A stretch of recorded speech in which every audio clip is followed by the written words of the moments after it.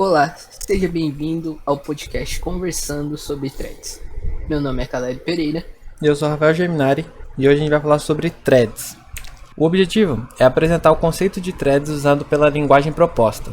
No nosso caso, é a programação em Lua. Você conhece? Se você conhece ou não, nós iremos dar uma introdução. A linguagem Lua é uma linguagem de programação poderosa, eficiente e leve, projetada para estender aplicações. Ela permite uma programação procedural, uma programação orientada a objetos, uma programação funcional e até uma orientada a dados e descrição de dados. A Lua ela combina uma sintaxe procedural simples com poderosas construções para descrição de dados, baseadas em tabelas associativas e semânticas extensivas. A Lua é tipada dinamicamente, é executada via interpretação de bytecodes para uma máquina virtual baseada em registradores, e tem gerenciamento automático de memória com coleta de lixo incremental. A Lua foi inteiramente projetada, implementada e desenvolvida no Brasil por uma equipe na PUC-Rio, que é a Universidade Católica do Rio. Hoje, ela é desenvolvida no laboratório Lab Lua, que é o departamento de informática da PUC. Rafael, você já usou essa linguagem? Sim, essa linguagem é bastante utilizada também em jogos, né? Não só para fazer programas do dia a dia, mas ela também utilizada em jogos em grandes empresas como a Riot Games e a Blizzard, o nosso famoso League of Legends. Agora vamos falar um pouco sobre threads no Lua e como elas funcionam. Como você pode ver, a threads de Lua tem um nome diferente, conhecido como coroutinas. Aí a gente vem com aquela pergunta: a linguagem oferece suporte a threads? Sim, mas Lua não dá um suporte a multithread real, isto é, aquelas threads preemptivas que compartilham memória. Mas Lua oferece suporte a threads. E aqui ela é conhecida como coroutine. Com isso, ela tem aquele mesmo conceito de threads que a gente já conheceu na linguagem C, que tem sua própria pilha, suas próprias variáveis locais e seu próprio ponteiro de instrução, mas compartilha variáveis globais e praticamente tudo com as outras, como em threads que compartilham dados com as outras threads. E aí, Rafael, elas são implementadas em nível usuário ou kernel? Como sabemos, a implementação de thread pode ser feita de diferentes maneiras, sendo as duas principais em level de usuário e em level de kernel. Lua, assim como C, são feitas em níveis de usuário, onde o gerenciamento das threads é feito no espaço de endereçamento do usuário, por meio de uma biblioteca de threads. Em Lua, sendo empacotado todas as suas funções relacionadas com coroutinas na tabela coroutine. Temos outra pergunta: um processador multithread é capaz de usufruir dos múltiplos processadores de uma máquina? Sim, mas de maneira um pouco diferente. Como nós havíamos comentado antes, as coroutinas são uma espécie de multithread colaborativo. Cada coroutina é equivalente a uma linha, um par de yield e resume.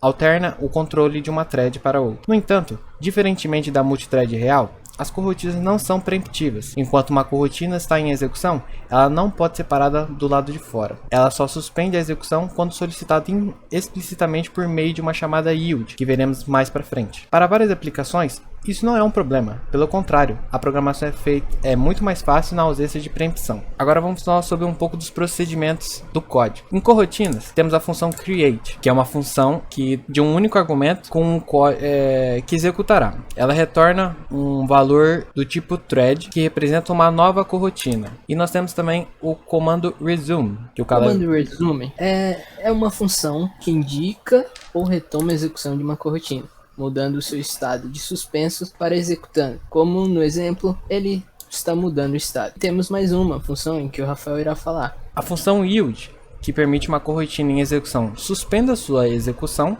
para que possa ser retomada mais tarde, dando lugar a outra corotina. Agora esses procedimentos serão usados mais para frente nos exemplos que nós iremos mostrar. Agora vamos dar um pouco sobre a execução das threads. O Caleb irá mostrar para nós se são preemptivas ou cooperativas. E aí vem a pergunta: preemptiva ou cooperativa? Como dado pelo Rafael anteriormente, as threads aqui, no caso, as coroutinas, elas são colaborativas. Em um determinado momento, um programa com coroutinas está executando apenas uma delas, e essa suspende a sua execução apenas quando ela explicitamente pede para ser suspensa. Ou seja, quando a função pede para que ela seja suspensa. Então ela cede espaço. No caso, ela é uma cooperativa e não preemptiva como a gente já viu a definição em que quando está executando ocorre uma preempção e ela é retirada da execução. Nesse caso aqui é a cooperação, tem que ceder o espaço. Agora iremos falar um pouco sobre sincronismo. Bom, o sincronismo, temos várias perguntas e uma das famosas é saber se o construtor, a linguagem,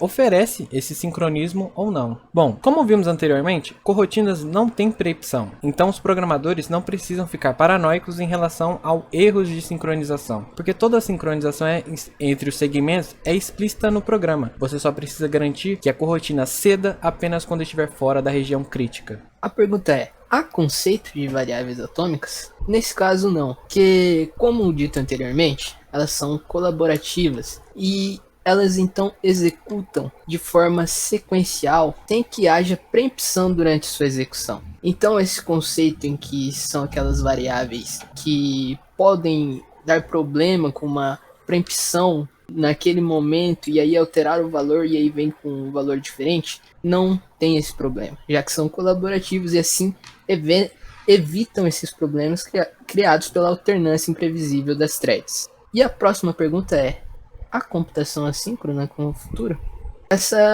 Em relação à computação assíncrona, como ela é executada sequencialmente, não há essa computação assíncrona, já que pelo código toda execução é sincronizada e não há aquilo de ocorrer uma preempção, voltar para uma outra parte do código. Agora nós vamos para uma parte em que iremos dar um exemplo de uma implementação. No caso agora, produtor e consumidor. Mostrando agora a função do produtor e do consumidor, nós temos um código que é um pouco simples e fácil de entender. Enquanto for verdadeiro, ele faz, utilizando essa função IO.read, ele produz um valor. Usando a função send, envia para o consumidor. E assim, na outra função, function consumer, enquanto for verdadeiro, ele recebe esse valor novo que foi produzido e IOWrite consome esse valor. Porém, nesse código, ele está em um loop, porque ele sempre vai ficar executando isso.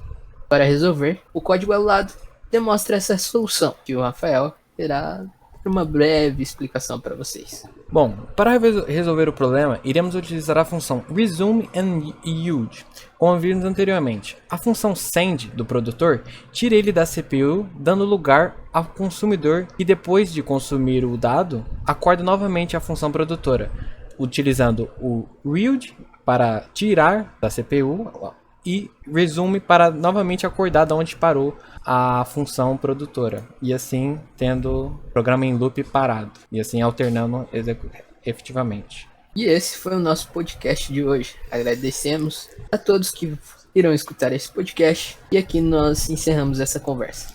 Obrigado. Muito obrigado.